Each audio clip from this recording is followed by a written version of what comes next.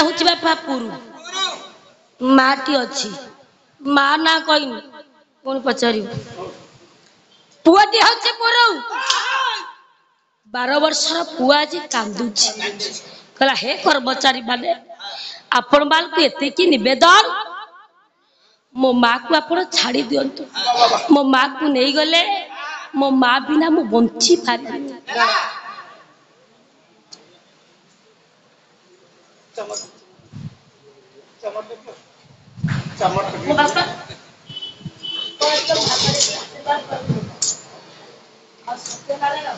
प्रभु के दरबार प्रभु के निवेदन करछि आपन को शरीर आरोग्य रखछि सुखर सुखर एते एते पाटे बाबा कोन करबा हम समस्त मेल ना ना बाबा समिति केमिति हबो चारि पाखरे 4 जण दर्शक समस्त हेले जानि आमे 6 जण एठी मूर्ख ठियाई आपण माने जणे जणे जानि आपण माने को नेकी पाला गाइबा पाला करे जगत पाला माने भारी कष्ट तब आपण माने बसुଛନ୍ତି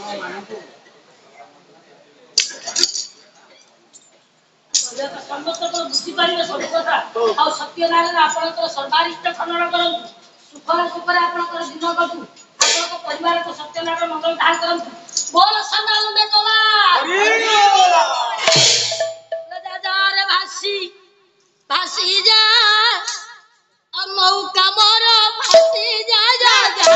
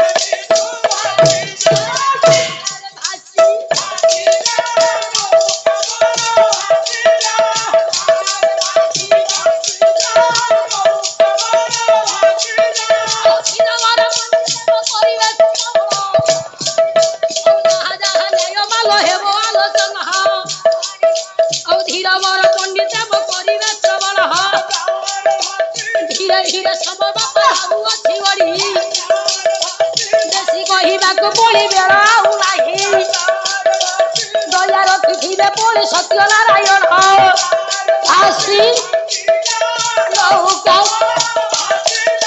यो हाल धीर धीर ढेउरे तो भासी जा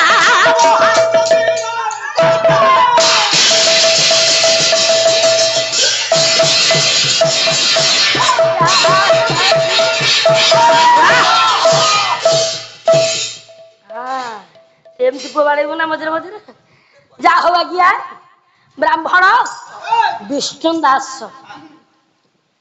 पाखरे निवेदन ब्राह्मण विष्णु दास निवेदन करुछंती कहले हे चारमान एतिकी निवेदन मो स्त्री को छाड़ी दियो स्त्री को छाड़ी लेनी स्त्री को धरी छाते चक्षु को उत्पादन कर देले ब्राह्मण भूमि ऊपर लोटी जाई कांदुची ब्राह्मणर गोटाए बोले पुआ माँ पर निवेदन कला गला हे कर्मचारी माँ मो माँ को नहीं गले मो माँ बिना बंची पारि मो माटा को छाड़ी दियो जेते निवेदन करिछि विलंब कलेरी चार मान जस्टिस साहाय्य रे 12 वर्षर पिलाटा को सही स्थान रे आपने के पिटे मारी दले माटा देखुथिला माटा विचार कला मो स्वामी तो अंध मोर एकई रबला विशिकेशन मोर गोटाए बोली कूलर उत्तरदायक मो पुआ मो पड़त कोल कर शून्य कर देछि ये जीवन मु कहा पाई रखिबी कहा पाई मु आंजीबी तेणु स्नेहमयी माँ जमुनार कराल जलराशि मध्य लंप प्रदान कला सत्य जमीते जमुनार कराल जलराशि मध्य स्नेहमयी माटा मो बापा मिसी गला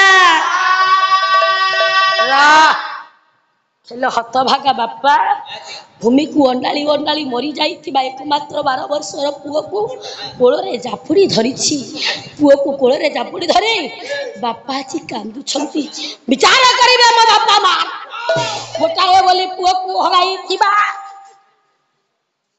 बापा जड़क आज पुओ को कोल चापुड़ी धरी कांदुची बापा माने बापा पुओटी कहीं कांदती कहीं चिंता करती आपणकर कवि शेखर चिंतामणि महांती कहती बोले सर्वसंपत्ति सार अटे एका जगते पुत्र संपत्ति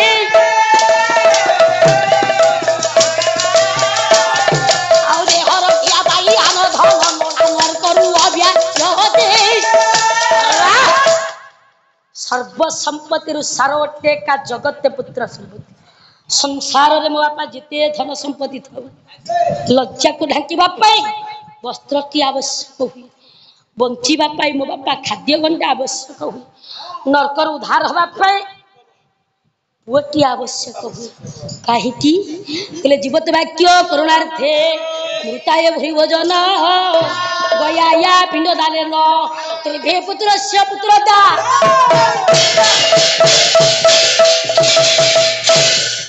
जीवत वाक्य करुणार्थे मृताय भूरी भोजन गया या पिंड दान ब्राह्मण विष्णुदास विचार करुछंती पितामाता बंची थिबा समय उत्तम पुत्र सुपुत्र माने पितामाता कथा को पालन करिबा जहाको कहती आज्ञाधीन पुओ मरी गला परे आत्मीय स्वजन बंधु वर्ग शुद्धि क्रिया कराई ब्राह्मण मानकु मिष्टान भोजन वस्त्र दान करिबो ये होची पुत्र मानकर कर्तव्य गया या पिंड दानेन गया रे पिंड दान करिबो तेरे भी पुत्रस्य पुत्रता ब्राह्मण विचार करुछंती मोर तो गोटाए बोली पुओ मोर एकमात्र विषय के सारा कुळर उत्तरदायक मो पुओटा मते छाड़ी दे के चली जाईची मु जताळे मरिबी मो पाई किए सुधी क्रिया करिवो गया रे पिंड दान करिवो ए कथा को चिंता करी ब्राह्मण विष्णुदास मरी जाई थिबा गोटाए बोली पुओ को कोळरे चापड़ी धरे लीलामय ठाकुर कुड़ा कि हे पति तो पागल बड़ ठाकुर प्रभु जीवन सारी गला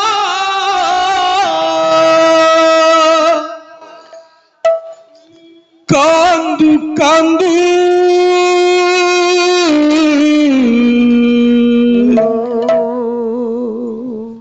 बड़ दुख देला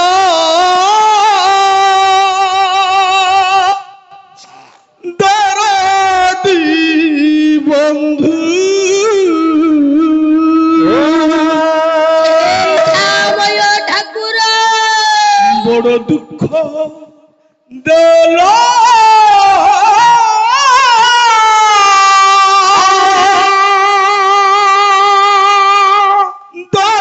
दरादी बंधु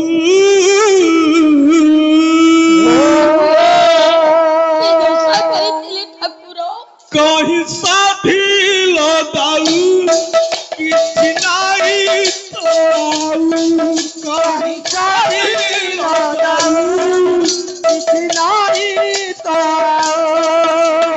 साथी लदाऊ किसी नाई तो कहीं साथी लदाऊ किसी नाई तो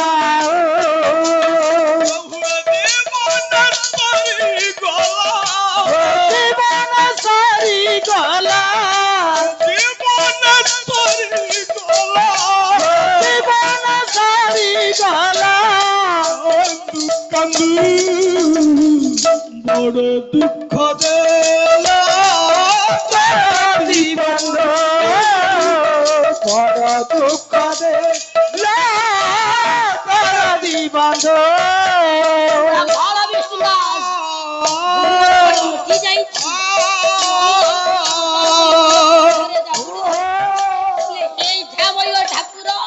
प्रभु हे कि दोष करी ठाकुर मागी सुख सुख नुहे समय से माया रे खाली दुख केते रोग केते कष्ट माया रे खाली दुख केते रोग केते कष्ट मागी सुख सुख नुहे समय माया रे खाली दुख केते रोग केते कष्ट ସେ ମାୟାରେ ଖାଲି ଦୁଃଖ କେତେ ରୋଗ କେତେ ଶୋକ ଛିଡ଼ାଇ ବନ୍ଧନ ଚାଲିଗଲା ପ୍ରାଣ ଛିଡ଼ାଇ ବନ୍ଧନ ଚାଲିଗଲା ପ୍ରାଣ ଛିଡ଼ାଇ ବନ୍ଧନ ଚାଲିଗଲା ପ୍ରାଣ ଛିଡ଼ାଇ ବନ୍ଧନ ଚାଲିଗଲା ପ୍ରାଣ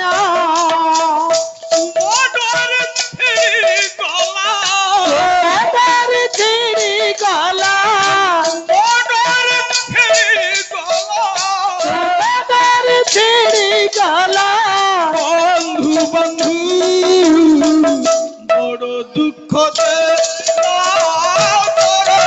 ବନ୍ଧୁ ବଡ଼ ଦୁଃଖ ଦେଲା ବନ୍ଧୁ ହିଂସା ଥିଲ ତାଉ କିଛି ନାହିଁ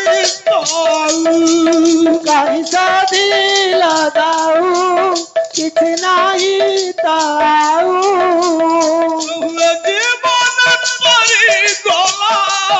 ଜୀବନ ସରିଗଲା କାନ୍ଦୁ କାନ୍ଦୁ ବଡ଼ ଦୁଃଖ ଦେଲା ତାର ବନ୍ଧୁ ବଡ଼ ଦୁଃଖ ଦେଲା ବନ୍ଧୁ ବଡ଼ ଦୁଃଖ ଦେଲା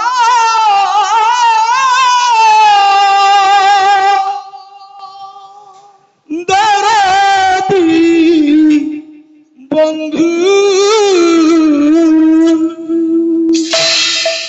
ବ୍ରାହ୍ମଣ ପୁଅଟାକୁ କୋଳରେ ଜାବୁଡ଼ି ଧରି ଭୂମି ଉପରେ ଲୋଟି ଯାଇ କାନ୍ଦୁଛି। ପୁଅଟାକୁ ଯେତେବେଳେ କାନ୍ଦୁଛନ୍ତି ମୋ ବାପା ମା ବିଚାର କରିବେ ଗୋଟିଏ ବୋଲି ପୁଅକୁ ହରାଇଥିବା ବାପା ଭୂମି ଉପରେ ଲୋଟି ଯାଇ ପୁଅ ପାଇଁ ଯେତେବେଳେ ବାହୁନି ବାହୁନି କାନ୍ଦୁଛନ୍ତି ଏଇ ସମୟରେ ଯମଦେବ ଛଦ୍ମ ବେଶରେ ରାଜ ଜ୍ୟୋତିଷ ରୂପକୁ ଧାରଣ କଲେ ପହଞ୍ଚି ଗଲେ ବ୍ରାହ୍ମଣ ବିଷ୍ଣୁ ଦାସ ଥିବା ସ୍ଥାନରେ ଡାକିଦେଲେ ହେ ବ୍ରାହ୍ମଣ କହିଲେ କିଏ ଆପଣ କହିଲେ ମୁଁ ହେଉଛି ରାଜ ଜ୍ୟୋତିଷ କହିଲେ ଆପଣ ରାଜ ଜ୍ୟୋତିଷ କହିଲେ ହଁ କହିଲେ କାହିଁକି ଆପଣ ଆସିଛନ୍ତି ମୋ ପାଖରେ କଣ ଅଛି କହିଲେ ଯାହା ସବୁ ହରାଇছে ସମସ୍ତ ଫେରି ପାଇବ ଆଉ ଏସବୁ କାହା ପାଇଁ ଘଟିଛି ଜାଣିଛ କହିଲେ ଶୁଣ ସ୍ୱର୍ଗପୁରର ଦେବକନ୍ୟା ଦ୍ରୌପଦୀ ମର୍ତ୍ତ୍ୟପୁର ହସ୍ତିନା କଟକର ରାଜା ସମ୍ବରଣକୁ ବିବାହ କରିଥିବା ଦେବତା ମାନେ ମାୟା କରି ତୁମର ପୁତ୍ରକୁ ମାରି ଦେଇଛନ୍ତି ତୁମର ଚକ୍ଷୁକୁ ଉତ୍ପାଟନ କରିଛନ୍ତି ମୋ ରାଜା ଜ୍ୟୋତିଷ କହୁଛି ତୁମର ସର୍ବସ୍ୱ ଫେରି ପାଇବ ହେ ରାଜ ଜ୍ୟୋତିଷ ମୁଁ ମୋ ପୁଅକୁ ଫେରି ପାଇବି ମୋ ଚକ୍ଷୁ ଫେରି ପାଇବି କୁହନ୍ତୁ ଜ୍ୟୋତିଷ ମୋ ପୁଅକୁ କେମିତି ଫେରି ପାଇବି ହେଲେ ହେ ବ୍ରାହ୍ମଣ ଅପେକ୍ଷା କର ଆଜିଠାରୁ ଦିନ ଗଣି କରିକି ଚାଲ ଦିନ ଗଣି ଗଣି କରିକି ଯିବ ଯେଉଁ ଦିନ 12 ବର୍ଷ ପୂର୍ଣ୍ଣ ହବ 12 ବର୍ଷର ସୂର୍ଯ୍ୟାସ୍ତ ପୂର୍ବରୁ କେହି ଦେବେ ଧାର୍ମିକ ନିଜ 12 ବର୍ଷର ପୁଅର ମସ୍ତକ ଛେଦନ କରି ତାର ରକ୍ତ ତୁମ ପୁତ୍ର ଅସ୍ଥି ଉପରେ ଦେବ ତମ ପୁତ୍ରକୁ ଫେରି ପାଇବ ସେଇ 12 ବର୍ଷର ସୂର୍ଯ୍ୟାସ୍ତ ପୂର୍ବରୁ କେହି ଦେବେ ଦୟାବନ୍ତ ନିଜ ଚକ୍ଷୁକୁ ଉତ୍ପାଟନ କରି ତାର ରକ୍ତ ତୁମ ଚକ୍ଷୁ ଉପରେ ଦାନ କରିବ ତୁମ ଚକ୍ଷୁକୁ ତୁମେ ଫେରି ପାଇବ ମୋ ବାପା ମା ବିଚାର କରନ୍ତୁ ଛଦ୍ମବେଶୀ ଜ୍ୟୋତିଷ ଚାଲି ଯାଇଛନ୍ତି ଛଦ୍ମବେଶୀ ଜ୍ୟୋତିଷ କଥାକୁ ଚିନ୍ତା କଲେ ବ୍ରାହ୍ମଣ ବିଷ୍ଣୁ ଦାସ এই সর্বনাশ ঘটিছে রাজা সম্বরণଙ୍କ ପାଇଁ ମୁଁ ଯିବି ସେ ରାଜାଙ୍କ ପାଖକୁ ତାଙ୍କୁ କହିବି ମୋର ସମସ୍ତ ଫେରାଇ ଦେବେ ପୁଅର ଅସ୍ଥିକୁ ଗୋଟାଏ ଗଣ୍ଠିଲିଟିଏ କରି ଦିନ ଗଡ଼ି ଗଡ଼ି ରାଜା ସମ୍ବରଣକୁ ଡାକି ଡାକି ପଥ ମଧ୍ୟରେ ଚାଲିଛନ୍ତି ଅନ୍ଧ ବ୍ରାହ୍ମଣ ବିଷ୍ଣୁ ଦାସ ଏ ରାଜା ସମ୍ବରଣ ତୁମରି ପାଇଁ ମୋର ସର୍ବନାଶ ଘଟିଛି ଏ ରାଜା ଆପଣ କେଉଁଠି ଅଛନ୍ତି ରାଜା ଥରେ ଏ ହତ ଭାଗ୍ୟ ବ୍ରାହ୍ମଣକୁ ଦର୍ଶନ ଦିଅନ୍ତୁ। ବାପା ମା ବିଚାର କରିବେ ଏଡେ ନିବିଡ଼ ଅରଣ୍ୟ ମଧ୍ୟରେ ପତ୍ର କୁଡ଼ିଆଟିଏ ନିର୍ମାଣ କରି କାଳଯାପନ କରୁଛନ୍ତି ରାଜା ରାଣୀ। ପ୍ରତ୍ୟେକ ଦିନ ରାଜା ସମ୍ବରଣ ଜଙ୍ଗଲରୁ କାଠ କାଟି ବିକ୍ରି କରି ପରିବାର ପ୍ରତିପୋଷଣ କରନ୍ତି। ପରିବାର କହିଲେ ଅନେକ ଦିନ ପରେ ରାଜାଙ୍କର ପୁଅଟିଏ ଜନ୍ମ ହୋଇଛି। ପୁଅଟିକୁ 12 ବର୍ଷ ପୁରିଛି। ପୁଅଟିର ନାମ ଦେଇଛନ୍ତି ବାପା କୁରୁ। ପୁଅ କୁରୁକୁ 12 ବର୍ଷ ପୁରିଛି। କୁରୁବଂଶ ଉତ୍ପତ୍ତି। ପୁଅ କୁରୁ ରାତି ପାଇ ପ୍ରଭାତ ହୋଇଛି। ବାପା ସମ୍ବରଣ ଯାଇଛନ୍ତି ଜଙ୍ଗଲକୁ କାଠ କାଟି। ପୁଅକୁ ଜ୍ୱର ହୋଇଛି, ଔଷଧ ଆଣିବେ, ଖାଦ୍ୟ ଆଣିବେ। ସମୟ ପ୍ରଭାତ। ପ୍ରଭାତ ସମୟରେ ରାଜାଙ୍କର ପୁତ୍ର ଯେ କି କୁରୁ ମା ତପତୀଙ୍କ ପାଖରେ କାନ୍ଦୁଛନ୍ତି।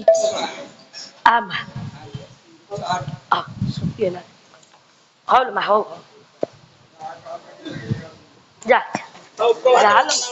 କଣ ହେଇଛି ଆଉ ପ୍ରଭାତ ସନ୍ଧ୍ୟାଟା ଗଲାଣି ସମୟ। ରାତି ପାଇଛି ମା ପାଖରେ ପୁଅଟା କାନ୍ଦୁଛି। ହେ ମା ମତେ କିଛି ଖାଇବାକୁ ଦେ, ମତେ ଭାରି ଭୋକ ଲାଗୁଛି ନା ମା। 2-4 ଦିନ ହେଲା ମତେ ଜ୍ୱର ହେଇଥିଲା, ଭଲ ଲାଗୁନଥିଲା। ଦେହଟା ଟିକେ ଭଲ ଲାଗିବାରୁ ଭାରି ଭୋକ ଲାଗୁଛି, ମତେ କିଛି ଖାଇବାକୁ ଦିଅ, କିଛି ମତେ ଖାଇବାକୁ ଦିଅ, ନହେଲେ ମାଲ ଏ ଭୋକର ଦାଉକୁ ସହି ନ ପାରି ତୋର ହତଭାଗ୍ୟ ପୁଅଟା ମରିଯିବ। ମା ପାଖରେ ପୁଅ ଯେତେବେଳେ ବାହୁନି ବାହୁନି କାନ୍ଦିକି ମା ପାଖରେ ଅଳି କରୁଛି। ଏଇ ସମୟରେ ବ୍ରାହ୍ମଣ ବିଷ୍ଣୁ ଦାସଙ୍କ ଉପରେ ନଜର ପଡି ଯାଇଛି। ମା ତପତୀର 12 ବର୍ଷ ପରେ ଯାଇଛି। ସୂର୍ଯ୍ୟ ଅସ୍ତ ହେବାକୁ ବସିଛି। ବ୍ରାହ୍ମଣର ପୁଅ ବଞ୍ଚୁନି। ବ୍ରାହ୍ମଣ ଚିନ୍ତା କରୁଛି ସୂର୍ଯ୍ୟ ଅସ୍ତ ହେଇଗଲେ ମୋ ପୁଅ ଆଉ ବଞ୍ଚିବ ନାହିଁ। ମୋ ବାପା ମା ବିଚାର କରିବେ। ଏଇ ସମୟରେ ତପତୀର ଦୃଷ୍ଟି ପଡିଛି। କାନ୍ଦୁଥିବା ପୁଅକୁ କହିଦେଲେ ବାପାରେ କେହି ତମେ ଧାର୍ମିକ ଆସୁଛନ୍ତି, ତାଙ୍କର ସ୍କନ୍ଧରେ ଗଣ୍ଠିଲିଟିଏ ଅଛି, ଅପେକ୍ଷା କର, ଯାହା ଥିବ କହିବି, ଖାଦ୍ୟ ତତେ ଖାଇବାକୁ ଦେବେ। ବ୍ରାହ୍ମଣ ଆସିକି ପହଞ୍ଚି ଯାଇଛନ୍ତି। ତପତୀ ହାତ ଯୋଡ଼ି ଦେଲେ ମହାନୁଭବ ଗଣ୍ଠିଲିରେ ଯାହା କିଛି ଅଛି ମୋ ପୁଅକୁ ଗଣ୍ଡେ ଖାଇବାକୁ ଦେଇ ଭୋକ ତାକୁ ଉଦ୍ଧାର କର, ରକ୍ଷା କର। ଇଏ ତ ଶୁଣି ପାରିବେ ଦେଖି ପାରିବେନି। ଶୁଣିକି କହିଲେ କହିଲେ ହେ ଝିଅ ଆଜି ଯେଉଁ ପୁଅ ପାଇଁ ଗଣ୍ଡେ ଖାଦ୍ୟ ପାଇଁ ମୋ ପାଖରେ ଏତେ ନିବେଦନ କରୁଛୁ, ଜାଣିছিল ଝିଅ ମୋର ଏ ଗଣ୍ଠିଲିରେ କଣ ଅଛି? ଆଜିକୁ 12 ବର୍ଷ ହୋଇଗଲା। ମୋ 12 ବର୍ଷ ପୁତ୍ର ପରର ଅସ୍ଥି ସମ୍ବରଣ ଜଙ୍ଗଲରୁ କାଠ କାଟି ସମିତ ଗୋଛାକୁ ମସ୍ତକରେ ଧରିଛନ୍ତି। କିଛି ବିକ୍ରି କରିଛନ୍ତି। ପୁଅ ପାଇଁ ଖାଦ୍ୟ ଔଷଧ ଧରିକି ଅନେକ ଦୂରରେ ଠିଆ ହେଇଛନ୍ତି। ଦେଖୁଛନ୍ତି ତପତୀ ସହିତ ବ୍ରାହ୍ମଣର କଥୋପକଥନ ଚାଲିଛି। ଏଇ ସମୟରେ ବ୍ରାହ୍ମଣ କହୁଛନ୍ତି କହିଲେ ହେ ଝିଅ ସ୍ୱର୍ଗପୁରର ଦେବକନ୍ୟା ତପତୀ ମର୍ତ୍ତ୍ୟପୁର ହସ୍ତିନା କଟକର ରାଜା ସମ୍ବର୍ଣ୍ଣକୁ ବିବାହ କରିଥିବାରୁ ଦେବତା ମାନେ ମାୟା କରେଇ ମୋ ଚକ୍ଷୁକୁ ନେଲେ ତ ନେଲେ, ମୋ ପୁଅଟାକୁ ମାରି ଦେଇଛନ୍ତି। ରାଜା ଯାଉଛି ସୂର୍ଯ୍ୟାସ୍ତ ପୂର୍ବରୁ ଏହି ଯେବେ ଧାର୍ମିକ ନିଜ 12 ବର୍ଷ ପୁଅର ମସ୍ତକ ଛେଦନ করে ତାର ରକ୍ତ ମୋ ପୁତ୍ର ଅସ୍ଥି ଉପରେ ଦେବ, ମୋ ପୁତ୍ର ବଞ୍ଚିବ। ହେଲେ ମୋ ପୁଅ ତ ବଞ୍ଚି ପାରୁନି। ସମିତ ଗୋଛାଟି ଆଜ୍ଞା ମସ୍ତକରୁ ଖସି ପଡ଼ିଲା। ରାଜାଙ୍କର ହାତକୁ ଯୋଡ଼ି ଦେଲେ କହିଲେ ହେ ବ୍ରାହ୍ମଣ ଆଜିକୁ 12 ବର୍ଷ ହେଲା ଯେଉଁ ରାଜାକୁ ଖୋଜି ଚାଲିଛନ୍ତି, ମୁଁ ହେଉଛି ସେଇ ହସ୍ତିନା କଟକର ଭାଗ୍ୟ ସମ୍ବରଣ। ଫେରାଇ ପାରିବ? କଥା ଦେଲି, ସତ୍ୟ କଲି, ମୋ ପୁତ୍ର ଜୀବନ ବିନିମୟରେ ତୁମର ପୁତ୍ରକୁ ଫେରାଇ ଦେବି। ତପତୀ କାନ୍ଦିଲେ କହିଲେ ହେ ସ୍ୱାମୀ ଦେବତା ମାନେ ମାୟା କରି ବ୍ରାହ୍ମଣର ପୁଅକୁ ମାରି ଦେଇଛନ୍ତି। ମୁଁ ଗୋଟାଏ ମା, ଗୋଟେ ମା ଥିବା ସମୟରେ ଆପଣ ଏତେ ବଡ଼ ଗୋଟେ ନିଷ୍ପତ୍ତି ନେଇଗଲେ। ମାଟାକୁ କଥା ପଚାରିଲେନି, ମାକୁ କଥା ପଚାରିଲେନି। ଏତେ ବଡ଼ ଗୋଟେ ନିଷ୍ଠୁର ନିଷ୍ପତ୍ତି ଆପଣ କେମିତି ନେଲେ? ଆଜ୍ଞା 9ଟା 9:30 ହେଇଗଲେ। ଆଉ ଷ୍ଟାଫ ବା ନନା ଆସିନଥିଲେ। ଆଉ ଏଣିକି ଦିନ ଜନ ସଂରକ୍ଷଣ ମହାବାହୁ, ଦିନ ଜନ ସଂରକ୍ଷଣ ମହାବାହୁ କଣ ହେଇଛି?